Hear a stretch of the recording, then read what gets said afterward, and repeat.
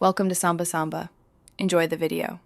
In this video, I will show how to jack up a Ford Transit Custom. Park on a level surface, engage the parking brake, and chalk wheels opposite the lift point before starting. Position the jack under the reinforced jacking point and lift slowly while watching for any movement. Once raised, place rated jack stands under manufacturer-recommended support points and lower the vehicle onto the stands securely, then wear safety glasses and gloves. I keep this quick safety checklist before lifting any Transit Custom. Verify jack capacity matches vehicle weight and inspect jack and stands for damage.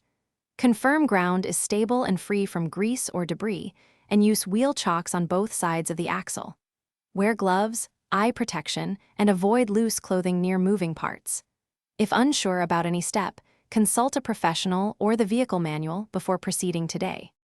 Locate factory-reinforced jacking points to avoid damage to the body or drivetrain.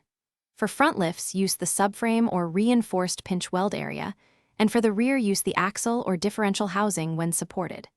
Avoid using the floor pan, exhaust, or plastic components as lift points.